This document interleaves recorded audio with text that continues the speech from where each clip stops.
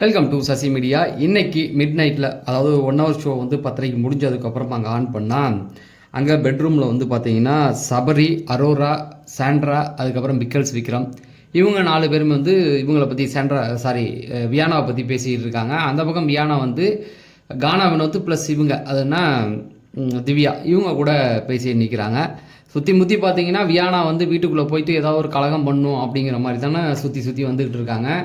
அவங்க வீட்டுக்குள்ளே கரெக்டாக பேசுகிறது வந்து 2 பேர். ஒன்று திவ்யா கூட இப்போ ஒரு சில விஷயங்கள் பேச ஆரம்பிச்சிட்டாங்க. கானா வினோத் மட்டும்தான் கரெக்ட் அப்படிங்கிற மாதிரி அவங்க பேசிக்கிட்டு இருக்காங்க. ஒன்றும் கிடையாது, அங்கே அவர் பக்கத்தில் போய் நின்னா கொஞ்சம் செல்வாக்கு கூடும் அப்படிங்கிற மாதிரியான விஷயங்களை மட்டுமே பண்ணிக்கிட்டு இருக்காங்க. இங்கே சபரி, அரோரா, விக்ரம் இவங்கெல்லாம் வந்து பேசியிருக்கும்போது என்ன ஒரு முடிவு எடுக்கிறாங்க அப்படின்னா, அவள் வந்து சபரிகிட்ட போய் ஏதோ கலாய்ச்சிருப்பாங்க போல். சபரி இன்றைக்கி ஒன்றை தான் கூப்பிட்டு போகிறோம், வா வா அப்படிங்கிற மாதிரி சொல்லியிருக்காங்க. எல்லாத்தையும் சுற்றி பார்த்துக்க, நான் உன்னை கூப்பிட்டு போயிடுவேன் அப்படிங்கிற மாதிரி சபரிகிட்ட போய் வியானா சொல்லியிருக்காங்க. அவர் உடனே சொல்லியிருக்காரு, உன்னை கூட ஒரு 4 வாரம் எக்ஸ்ட்ரா இருந்திருக்கேன், ஒன்றும் கவலை இல்லை, பார்த்துட்டேன், வா போகலாம் அப்படிங்கிற மாதிரி சொல்லியிருக்காங்க. உடனே அதை மூஞ்சி செத்து போச்சான். அதாவது எல்லாத்தையும் போயிட்டு நொய்யின்ட்டு இருக்கக்கூடாதுல்ல. விக்ரம உடைச்சனா ஒரு குறிப்பிட்ட ரேஞ்சு தாங்க அடிக்கணும். ரொம்பவும் அடித்தோம்னா ஓட்டுகள் எகிரிடும். அது அவங்க பிடிச்சவங்க, அவங்கள சார்ந்தவங்களுக்கு வந்து டக்குன்னு என்ன பண்ணுவாங்கன்னா ஓட்டை அள்ளி வீசிடுவாங்க. அது தெரியாமல் வீட்டுக்குள்ளே இருந்தப்போ கேம் விளையாட சொன்னால் விளையாட தெரியல. இப்போ கடைசி நேரத்தில் வந்து இங்கே என்னென்ன எங்கள் அம்மா சொன்னாலா எங்கள் அத்தா சொன்னாலான்னு கத்தி நிற்கிது. சரி, இதில் என்னாச்சு அப்படின்னு பார்த்தீங்கன்னா, இவங்க 3 பேரும் என்ன சொல்கிறாங்கன்னா, அவள் என்ன வேணால் சொல்லிட்டு போட்டான். அரோரா என்ன சொல்கிறாங்கன்னா, அவள் என்ன வேணால் சொல்லிட்டு போட்டோம், நீங்கள் கண்டுக்காதீங்க, ஃபோக்கஸ் பண்ணாதீங்க அப்படின்ற போது சொல்கிறாங்க. விக்கல்ஸ் என்ன சொல்கிறான்னா, அது முடியலம்மா, அவர் வந்து ரொம்ப ஒரு மாதிரி பண்ணிக்கிட்டே இருக்கா அப்படிங்கிற போது, எனக்கு வந்து இதோட நிறுத்திக்கிட்டால் பரவாயில்ல, சுபிக்ஷாவும் வந்து இவ சொன்ன அந்த விஷயத்த சொன்னான்னா சத்தியமாக நான் உடஞ்சிருவேன் அப்படிங்கிற மாதிரி சொன்னாங்க. எஃப்டியை வந்து சொல்ல மாட்டான், ஏன்னா கேட்டிங்கன்னா அவனுக்கு வந்து அப்படி சொல்கிறதா இருந்தால் கூட தனியாக கூட்டு போய் சொல்லுவான் அப்படிங்கிற மாதிரி சொன்னாங்க.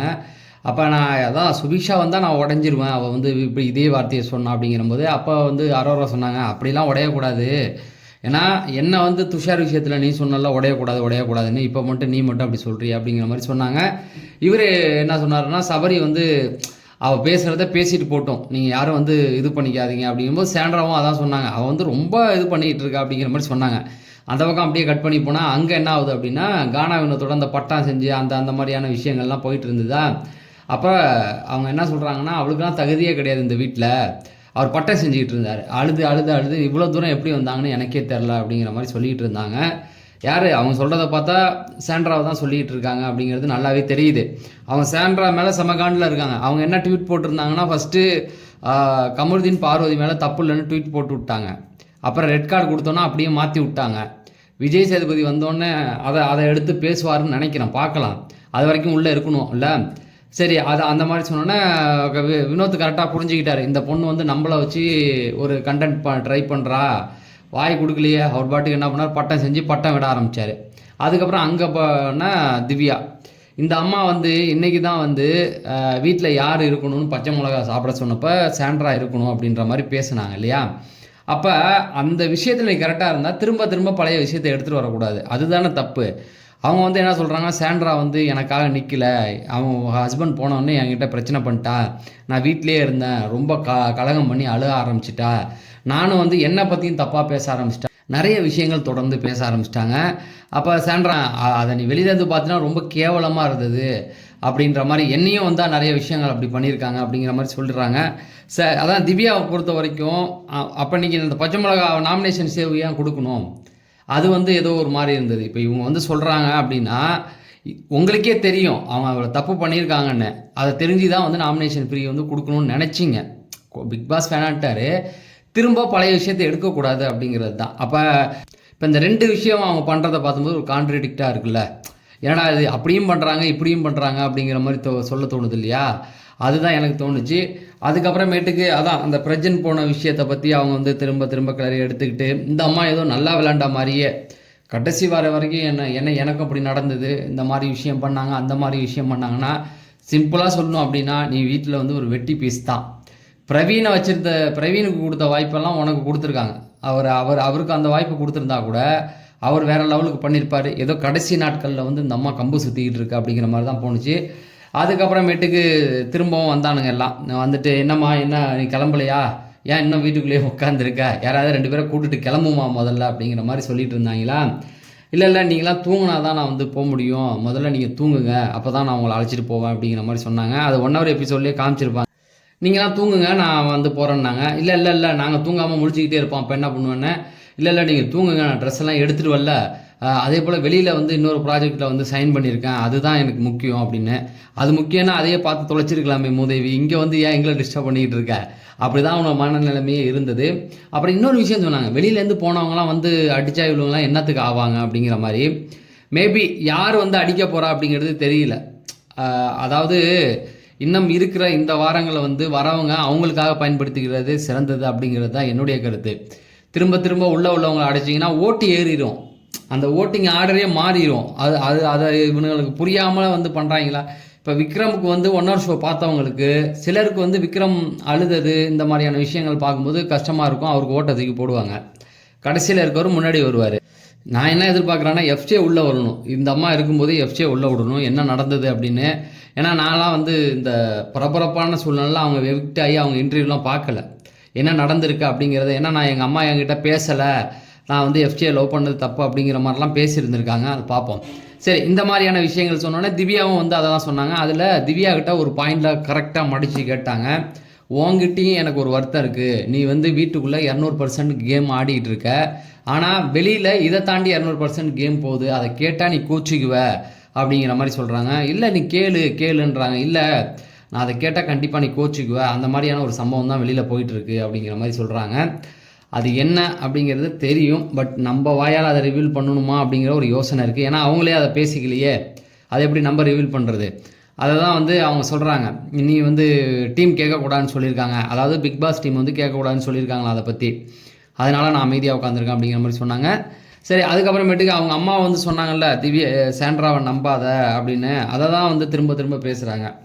இது தேவையில்லாத ஒரு கான்வர்சேஷன் போகும்போது, ஒன்று பிடிக்கலன்னா விலைக்கு தான் நிற்கணும், நீ அவ்வளோதானே, விலைக்கு தானே நிற்கணும், திரும்ப கூட வந்து நின்றுக்கிட்டு அவங்கள பற்றி தான் தெரிஞ்சு போச்சு.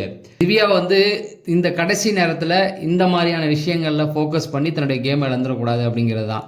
வந்திருக்கவங்க வியானா வந்து மற்றவங்கள ட்விஸ்ட் பண்ணி விட தான் வந்திருக்காங்க, ஓகேவா. எல்லார்ட்டையுமே வம்பாளத்துக்கிட்டு இருக்காங்க, ஒரு ஆளை விடலை, எல்லாரையும் வம்பாளத்துக்கிட்டு இருக்காங்க. அதில் போய் இவங்க சிக்கிடக்கூடாது, அதில் யாரும் இரையாயிடக்கூடாது. அவங்க மோட்டிவை நல்லாவே தெரியுது. வீட்டில் உள்ளவங்க எல்லாரையுமே அவங்க பழைய விஷயங்களை குத்தி காமிச்சு ஒரு கேமுக்காக இதை எப்படி பண்ண முடியும் அப்படிங்கிற மாதிரி கேட்குறாங்க. அப்புறம் என்ன கேமுன்னா அப்புறம் என்ன குறை சொல்லாமலாம் வாழ முடியும் யாராலையும். இப்போ சபரியையே வந்து அவங்க பேசுகிறாங்க, நீ வந்து மிச்சர் சாப்பிட்டுக்கிட்டு இருந்த அப்படின்னு, நீ ஏதோ வந்து 1000 கண்டென்ட்டை அப்படியே அள்ளி கொடுத்த மாதிரியும். ஒன்றும் இல்லை, கேவலம் உங்கள் அம்மா வரப்போகிறாங்க, இந்த வீக்கில் வரப்போகிறாங்க ஃபேமிலி ரவுண்டில் அப்படின்றதுக்காக பயந்துக்கிட்டு 2 வாரமாக கண்டென்ட் கொடுக்காம தப்பிச்சு ஓடின ஆள் தானே நீ. இந்த அம்மா எந்த மாதிரியான ஃப்ரேம் பண்ணுது பார்த்தீங்களா. இது வந்து உண்மை கிடையாது, இது வந்து கமருதீன் பார்வதிக்கு ஆதரவாக ட்விட்டு போட்ட ஆள். அது இப்போ வீட்டில் உள்ளவங்க எல்லாம் அவங்கள இருந்தாங்கல்ல, அதனால வந்து பழி வாங்குறான் அப்படிங்கிற மாதிரி நின்றுக்கிட்டு இருக்கு. எனக்கு என்னமோ போன தடவையாவது ஒரு தடவை ஒரு விஷயத்தில் அவங்க பேரை வந்து மன்னிச்சு விட்டாங்க எல்லாம், புரியுதுங்களா. ஏதோ லவ் கண்டென்ட்டு அப்படி இப்படின்னு மன்னிச்சு விட்டாங்க. இன்றைக்கி அரோரா இருக்கிற இடத்துல இருக்க வேண்டியது வியானா. அரோரா இன்றைக்கி எந்த அளவுக்கு பாயிண்ட் எடுத்து பேசுகிறாங்களோ, எந்த அளவுக்கு இருந்தாங்களோ அந்த இடத்துல இருக்க வேண்டியது தான் வியானா.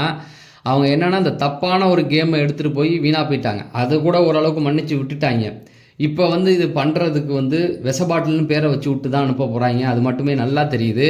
ஏன்னா அவனுங்க வந்து 90 நாள் எவ்வளோ விஷயங்களை கடந்து வந்திருப்பாங்க, யோசிச்சு பாருங்களேன். அதுவும் லாஸ்ட் வீக்லாம் டிக்கெட்டு ஃபினாலே இந்த பிரச்சனை எல்லாத்தையும் ஹேண்டில் பண்ணி எல்லாருமே பாவம் தான், வீட்டில் இருக்க எல்லாருக்குமே அவ்வளோ ப்ரெஷர் இருந்திருக்கும். அதெல்லாம் தாண்டி ஃபைனல் வீலில் வந்திருக்கவங்க வந்து டிஸ்டர்ப் பண்ணாதீங்க. நீங்கள் வந்தீங்கன்னா உங்கள் கேம் ஆடுங்க, அவங்கள அந்த 6 பேருக்குள்ளே ஒரு கேம் ஆட விடுங்க, அதுதான் நல்லா இருக்குமே தவிர நீங்கள் வெளியில் பார்த்த விஷயத்தெல்லாம் கொண்டு வந்து அவங்கள திணிச்சு அவங்கள போட்டு அடிக்கிறன்ற பேரில் அடித்து, விக்ரம்லாம் தெரியுது அது தப்பு பண்ணியிருக்காரு தான், அதுக்காக இவ்வளோ போட்டு அடிக்க முடியாது. அவன்லாம் ரொம்ப பாவம் இல்லையா, நொந்து போயிருப்பானுங்கள்ல, இவ்வளோ விஷயங்களை பார்த்துட்டு வந்திருக்கானுங்க, ஒவ்வொரு நாளும் ஒவ்வொரு சோதனைகள், இவ்வளோ விஷயங்களை கடந்து வந்தவங்கள போய் அந்த 6 பேருமே சேஃபாக தான் பார்த்து அவங்களுக்குள்ளே கேம் ஆடணும் அப்படிங்கிறது தான் என்னை பொறுத்த வரைக்குமே. வியானா வந்து சாண்ட்ராவை பற்றி ஏதோ விஷ பாட்டில் ஏதோ இது மாதிரி சொன்னாங்க, நீங்களாம் எப்பயோ போயிருக்க வேண்டியது இன்னும் இருக்கிற அப்படிங்கிற மாதிரி சொன்னாங்க. அதுக்கு அவங்க வந்து அதான் ஒன்றை முதல்லையே அனுப்பி விட்டானே அப்படிங்கிற மாதிரி பேசி விட்டாங்க. அவங்களுக்கு ரொம்ப காண்டாயிடுச்சு. ஏன்னா அந்த வாரம் வந்து அவங்க வியானா போன வாரம் வந்து இவங்க தான் வந்து நாமினேட் பண்ணாங்க. ஐ திங்க் ஜட்ஜி அந்த கோர்ட்டு டாஸ்க்குன்னு நினைக்கிறேன், அதுதான் கோர்ட்டு டாஸ்க்குன்னு நினைக்கிறேன். அதில் வந்து எதுக்காக நாமினேட் பண்ணியிருப்பாங்கன்னா அதையும் சொல்கிறாங்க. அதாவது நெக்லஸ் டாஸ்க்கை வச்சு தான் நான் நாமினேட் பண்ண முடியும், அதுக்கு அடுத்த வாரம் தானே கோர்ட்டு இது வந்தது. நெக்லெக்ட் டாஸ்கில் வந்து தூங்கிட்டாங்க அப்படிங்கிறத ஏதோ வச்சு அவங்க நாமினேட் பண்ணியிருந்தாங்க. அந்த வாரம் தான் விக்ரம் கூடயும் ஒரு பிரச்சனை இருந்தது. லாஸ்ட் வீக் வந்து அந்த இன்னர் சம்மந்தமான ஒரு பிரச்சனை, பார்வதி பிளான் போட்டாங்கல்ல அந்த பிரச்சனை, அதெல்லாம் வந்து மைண்டில் வச்சுக்கிட்டு தான் அவங்க ஏதோ செய்கிறாங்க. அப்புறம் இவனுங்கெல்லாம் போட்டு இந்த பக்கமும் அந்த பக்கமும் போட்டு அழுத்தி இருந்தாங்களா, அந்த பக்கம் பெட்டியை தள்ளி போட்டு அரோரா வந்தாங்க. அரோரா அதை புடி அப்படிங்கிற மாதிரி சொன்னாங்க. அவங்க பிடிக்கலை, ஏதோ ஒரு சிந்தனையில் வந்தாங்க. அப்புறம் சபரி கூப்பிட்டு போய் கேட்டாப்புல என்ன அப்படின்ட்டு. ஆனால் சபரி வந்து பயங்கரமாக சம்பவம் பண்ணிட்டாப்புல. இந்த சூட் கேஸை எடுத்துக்கிட்டு லெட்டினா அந்த பக்கம் இந்த பக்கம் எல்லா இடமும் சுற்றி விடியாந்தாங்களா, இவங்களால முடியல. ஆமாம், வந்த எல்லாரையும் போட்டு ரொம்ப செய்யணும் நாளே செய்யக்கூடாது, அங்கங்கே சொல்லணும். அதுக்கப்புறமேட்டுக்கு கொஞ்சம் கொஞ்சமாக ஏதாவது சொன்னால் பரவாயில்ல. அதுக்குன்னு ஒரே நாளில் போட்டுன்னா, அதாவது போன தடவையில் ஆர்னாவ் வந்தாப்புல இல்லை வந்து நாள் ரொம்ப ஃபயர் காட்டினார். அடுத்த நாள்லாம் போட்டு அடித்து உட்கார வச்சிட்டாங்க தெரியுங்களா. அதுக்கப்புறம் வந்தவனுங்களாம் சம்பவம் பண்ணான். அதனால் நாளே போட்டுக்கிட்டு எல்லாரையும் போட்டு ரொம்ப தம்சம் பண்ணக்கூடாது. வந்தமாக ஒரு குறிப்பிட்ட ஸ்டேஜில் எட்டி நின்று சொல்ல வேண்டியது சொல்லிட்டு வெளியில் வந்துடணும். இந்த வாட்டி அவங்க பேர் வந்து நெகட்டிவ் போச்சுன்னா அதை சரி பண்ணுறதுக்கான வேலையை தானே பார்க்கணும். அதுக்கப்புறம் என்ன பண்ணாங்க, பெட்ரூமில் வந்து அரோராவிட்ட போய் சபரி சொல்லிகிட்டு இருந்தான், நீ எதுக்கு ஃபீல் பண்ணுறேன்னா, இல்லை துஷார் வரான், துஷாரும் வந்து இந்த மாதிரி ஒரு மாதிரி ரியாக்ட் பண்ணிட்டானா என்ன பண்ணுவேன் அப்படிங்கிற மாதிரி அவங்க சொன்னாங்க. அதுக்கு சபரி ஒரு அட்வைஸ் சொன்னான். அதுபடி நீ வந்து ஃப்ரெண்டுக்கிட்ட விளாண்டுருக்கலாம், ஆனால் ஃப்ரெண்ட்ஷிப்பில் விளாண்டுருக்க மாட்டேன் அப்படிங்கிற மாதிரி சொன்னாங்க. எனக்கு புரியலன்னு, அதான் நீ வந்து வெளியில் இது பண்ணிக்கலாம், ஆனால் துஷாரை வச்சு எதுவும் பண்ணியிருக்க மாட்டேன், அவன் வந்து உன்னை தப்பாலாம் எடுத்துக்க மாட்டான் அப்படிங்கிற மாதிரி ஒரு சில அட்வைஸ்லாம் கொடுத்துக்கிட்டு இருந்தாப்புல. அங்கேருந்து விக்ரம்னால ஏற்றிக்கவே முடியல. அதாவது என் கையை கிழிச்சு விட்டு போயிட்டடா சுபிக்ஷா அப்படின்ற மாதிரி சொன்னாப்புல. அதுக்கு அவர் சொன்னாப்புல, விக்ரம் சொல்கிறான், இப்போ தான் ஒருத்தி என் நெஞ்சை கிழிச்சு விட்டா அப்படிங்கிற மாதிரி. விக்கல்ஸால் அதை வந்து ரொம்ப ஒத்துக்க முடியல, அது ரொம்ப டாக்ஸிக்காக போகுது அப்படின்னு. அதுக்கப்புறம் திவ்யாட்ட போய் திரும்ப வந்து உட்காந்து இவனுங்களாம் எவ்வளோ கேவலமாக இருக்காங்க பார்த்தீங்களா. சாண்ட்ரா மேலே ரொம்ப கொலை வெறியில் இருக்காங்க. அவள் நடிக்கிறா, 3 வாரமாக நடிச்சுக்கிட்டு இருக்கா, அவளுக்கு குழந்தை இருக்குது, அவள் குழந்தை வாழ்க்கை முக்கியம், அதை மட்டும் பார்க்குறாள். அப்போ நாங்கள் அப்படின்னு சொன்னோன்னே எனக்கு ஷாக் ஆகிடுச்சு. இதே வார்த்தையே போன வாரம் கமருதீன் சொன்னாமா, கம்முன்னு இருமா, அந்த பொண்ணுக்கிட்ட போய் இதெல்லாம் அது பக்கத்தில் நின்று நீ சொல்லி கிள்ளி புட்டினா வேறு மாதிரி ஆகிப்படும், ஞாபகம் வச்சுக்க அப்படின்னு. அந்த இடத்துல திவ்யா வந்து லிட்டரலாக என்ன பண்ணுறாங்கன்னா ரசிக்கிறாங்க, அது நல்லாவே தெரியுது, ரசிக்கிறாங்க. ஆனால் வாயத்தைக்கா ஏமா அப்படிலாம் பேசாதம்மா விடுமா அப்படிங்கிற மாதிரி சொல்லிட்டு இருந்தாங்க. ஒரு சில இடத்துல சொன்னோடனே அவங்க வந்து ஏன் பிக் பாஸ் கடவுளே, ஏன் கடவுளே அப்படிங்கிற மாதிரிலாம் பண்ணாங்க. அந்த அது முடிஞ்சதுக்கு அப்புறமேட்டுக்கு திரும்பவும் வந்து சபரி வந்துட்டு அவளை வந்து மேனா மினுக்கி அப்படிங்கிற மாதிரி சொன்னோன்னே இவன் மேனா மினுக்கா போடா அப்படின்னு. அப்போ தான் வந்து தெரியுது இவள் வீட்லேயே தங்க வந்திருக்கா, சூட்கேஸ் எம்டியாக வந்திருக்கு. அதுக்கப்புறமேட்டுக்கு வந்து ட்ரெஸ் எல்லாம் வந்துருச்சு அப்படிங்கிறதெல்லாம் அவங்களுக்கு தெரிஞ்சு அவங்களோட ட்ரெஸ் எல்லாம் எடுக்க போனோடனே இந்த பக்கம் வந்து வெளியில் பேசிக்கிட்டு இருந்தாங்க. நீ வந்து வீட்டில் சும்மா தானே, நான் சும்மா இருந்தது தெரியும், நீ வெளியில் போயிட்ட தெரியுமா உனக்கு, நீ நாமினேட் ஆகி வெளில போயிட்டு அடுத்தது அந்த ஒரு விஷயத்தை எடுத்து பேசலாம் அப்படின்ற மாதிரி தான் விக்ரம் சொல்லியிருக்காப்புல. இனிமேல் ஏதாவது பேசினா நீ நாமினேட் ஆகிட்டு வெளியில் போயிட்ட சும்மா கம்முன்னு, அதாவது ஒரு நாள் தான் பொறுத்துக்குவானுங்க, அடுத்த நாள்லாம் ஓவராக பண்ணால் அடிச்சு விட்ருவானுங்க. அந்த மாதிரி தான் இதை சவரி இப்பயே சொல்லிட்டாப்புல, நீ நாமினேட் ஆகி வெளில போயிட்ட கிளம்பு அப்படிங்கிற மாதிரி சொன்னாப்லையா. நானாவது கான்ட்ரவர்சியில் போனேன், நீலாம் சும்மா வீட்டில் சும்மா தான் உட்காந்துருந்தா, ஒன்று சும்மாவே உட்காந்துருந்து இப்போ தான் ஸ்கோர் பண்ணுது அப்படிங்கிற மாதிரி சொன்னாங்களா. அது தெரியல, 2 வாரம் 3 வாரம் அவங்க கேம் பார்த்தாங்களான்னு சத்தியமாக தெரியல. சபரி போன வாரம் ஃபுல்லாகவே சபரி பற்றி தான், அதாவது பிரச்சனை வந்து சாண்ட்ராவுக்கும் இவங்களுக்கும் தான், ஆனால் பேச்சு ஃபுல்லாக சபரியை பற்றி தான் போயிட்டு இருந்தது. அந்த டாஸ்க்கு அதுக்கு முந்தின வாரம் ஒரு சில பெர்ஃபார்ம் இப்படி போயிட்டு தான் இருந்தது. அவன் வந்து அப்படி சொன்னாங்களா. விக்ரம் வந்து முதலேருந்து மிச்சம் நின்று இருந்தான், இப்போ கடைசியில் தான். அதுவே தப்பு. விக்கல்ஸ் வந்து ஒரு 6 வாரம் வாட்டர் மிலான் போகிற வரைக்கும் கொஞ்சம் கம்முன்னு, வாட்டர் மிலானுக்கு முன்னாடியே ஏஞ்சிட்டாப்புல. அந்த ஹோட்டல் டாஸ்கில் அவர் என்றைக்கு அழுதாரோ அன்னையிலேருந்து அவர் ஏஞ்சிட்டாப்புல சாண்ட்ரா வச்சு செய்யணும்னு முடிவு பண்ணாப்புல. அது ஒரு 3 வாரம் நினைக்கிறேன், ஒரு 30 நாள் வந்து அமைதியாக உட்காந்துருந்தார். அந்த ஒயில்ட் கார்டு வந்ததுலேருந்து ஏஞ்சிட்டாப்புல, அதுவும் தெரியல. அது வந்து என்ன சொல்லுதுன்னா, நானாவது கான்ட்ரவர்சியில் போனோன்னா அப்போ சபரி கேட்டான், அந்த அளவுக்கு பஞ்சாயத்தா அப்படின்னு. அப்படி எந்த ஒரு பஞ்சாயத்துமே ஆகலை. அவங்க வீட்டில் ஏதோ ஒரு விஷயம் நடந்திருக்கு, அவ்வளோதான். இவங்களுக்கு ஏதோ கான்ட்ரவர்சியை சந்திச்சு தான் சொல்கிறாங்க. அந்த எஃப்ஜே பிரச்சனை அவங்க வீட்டில், நமக்கு என்ன பிரச்சனை, யாருக்காவது பிரச்சனையாங்க, அதாவது இது ஏங்க உள்ளே வச்சுருக்கீங்க, வெளில அனுப்பி விடுங்கன்னு தான் எல்லாம் சொல்லிகிட்டு இருந்தாங்க. வெளில வந்தோன்னா சந்தோஷப்பட்டாங்க. இதை அப்படியே மாற்றி பேசிகிட்டு இருக்காங்க. அடுத்து பார்த்தீங்கன்னா விக்ரம் கிவ் அப் பண்ணிடுவாரோ அப்படிங்கிற மாதிரியான ஒரு எண்ணம் வந்துருச்சு. ஏன்னா அவர் வந்து வியானா சொன்ன அந்த ஒரு விஷயத்தை ஏற்றுக்க முடியல, நான் கிளம்புறேன் அப்படிங்கிற மாதிரியான ஒரு முடிவை எடுத்திருக்காரு. எனக்கு தெரிஞ்சு இன்னைக்கு வந்து அவர் கேஷ் பாக்ஸை எடுத்துகிட்டு வெளியேறதுக்கான நிறைய வாய்ப்புகள் இருக்குது. ஆனால் பிக் பாஸ் வந்து அதுக்கு கொடுப்பாரா அப்படிங்கிறது தெரியல. ஏன்னா வீக்கெண்டில் தான் இந்த டாஸ்க்கை வந்து நிறைவு பண்ண முடியும். இது நாளைக்கே அவர் எடுக்கலாம் அப்படிங்கிற ஒரு முடிவை எடுத்துட்டாரு.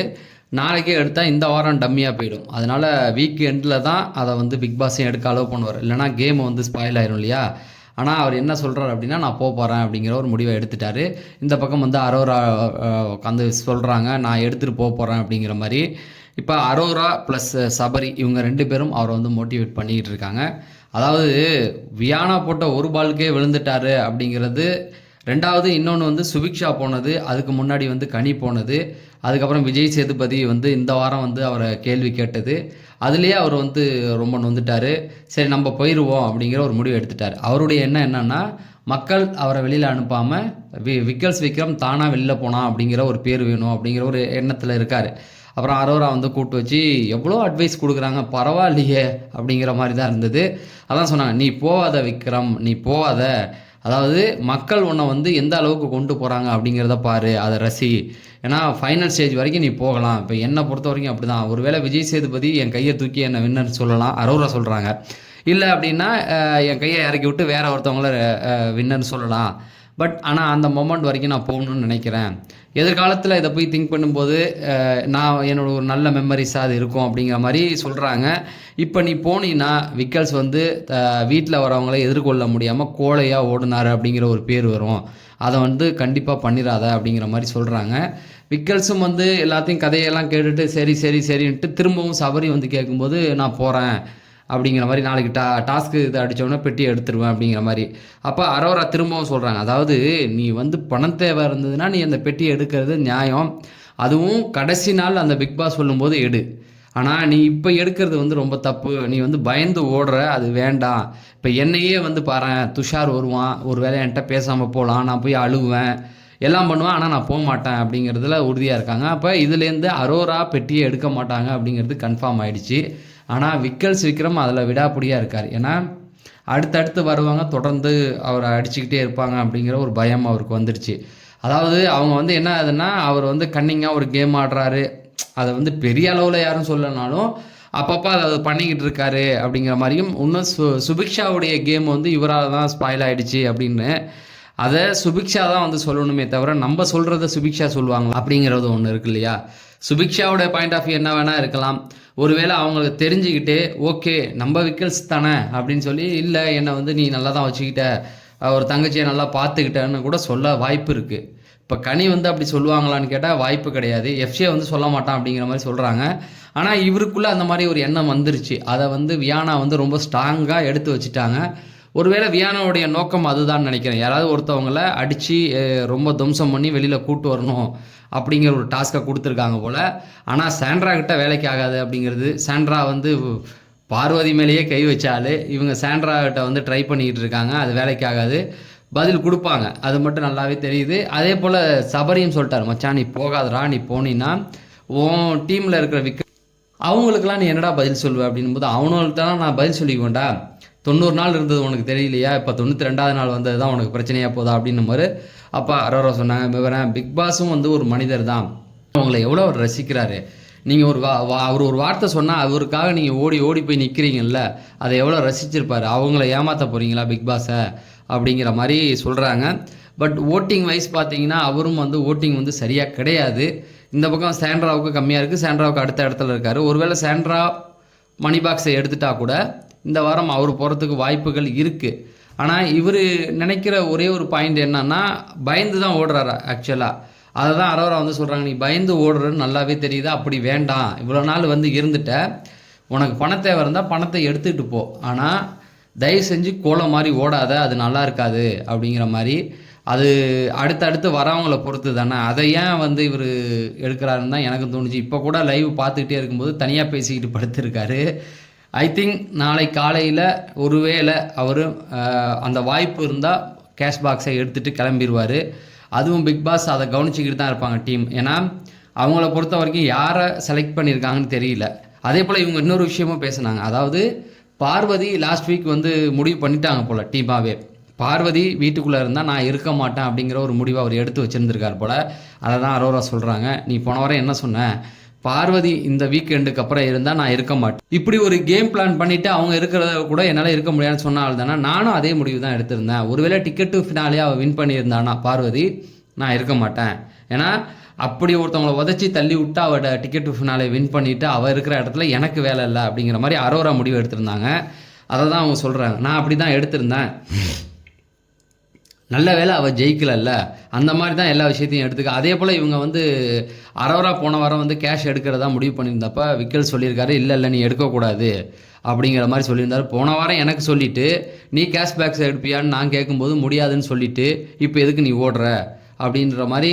இல்லை, என்னை பொறுத்த வரைக்கும் நானாக போனதாக இருக்கட்டுமே, அது ஒரு வரலாறு மாதிரின்னா அது வரலாறு மாதிரி இருக்காது. நீ பயந்து ஓடினது தான் இந்த வெளி உலகம் ஒன்று சொல்லும்.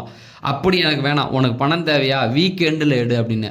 ஆனால் அவர் என்ன பயப்படுறாருன்னா, நாளைக்கு வேறு யாராவது வந்து திரும்ப நம்மளை வந்து அடித்து இந்த மாதிரி காயப்படுத்திட்டா நமக்கு ரொம்ப க்ளோஸாக இருக்கான். அவருடைய பயம் 2 பேர் தான், ஒன்று கனி, இன்னொன்று சுவிக்ஷா. இவங்க 2 பேரும் வந்து இவருடைய என்னால் தான் உங்கள் கேம் வீணாக போச்சுன்னு சொல்லிட்டா என்னால் அதை ஏற்றுக்க முடியாது அப்படிங்கிற ஒரு நிலைமைக்கு அவர் தள்ளப்பட்டிருக்கிறார். அப்படிங்கிறதுனால ஒருவேளை பிக் பாஸ் டீம் வந்து இவருடைய எண்ணத்தை பார்த்து இப்போ 1 லட்சம் தானே சேர்ந்துருக்கு, பணத்தை சேவ் பண்ணுறதுக்காக என்ன பண்ணலாம், 1,40,000 என்னமோ சேர்ந்துருக்கு. பணத்தை சேவ் பண்ணுறதுக்காக நாளைக்கு காலையிலேயே ஒரு 2 லட்சத்தை வச்சு எடுக்க சொல்லிட்டா அது அவங்களுக்கு வந்து லாபம் தானே. அந்த ஒரு முயற்சியும் பண்ணுறதுக்கு வாய்ப்புகள் இருக்குது. இதில் என்ன முடிவு எடுக்க போகிறாரு அப்படிங்கிறது எனக்கு தெரியல. இப்போ கூட ரொம்ப டவுட்டாக தான் படுத்துக்கிட்டு இருக்காரு. ஒருவேளை நாளைக்கு நீங்கள் பார்க்கும்பொழுது இந்த செய்தி வரத்துக்கும் வாய்ப்பு இருக்குது. விக்கரம் பணத்தை எடுத்து விட்டு வெளியே சென்று விட்டார் அப்படிங்கிற ஒரு செய்தியும் வரத்துக்கு வாய்ப்பு இருக்குது. இன்னும் நிறைய விஷயங்கள் போயிட்டுருக்கு. அரோரா, கானா வினோத் இவங்கெல்லாம் பேசிக்கிட்டு இருக்காங்க. ஸோ இதெல்லாம் பார்த்து வச்சுக்கிட்டு நான் அடுத்தடுத்த வீடியோவில் சொல்கிறேன். இப்போ நான் விடைபெறேன். நன்றி, வணக்கம்.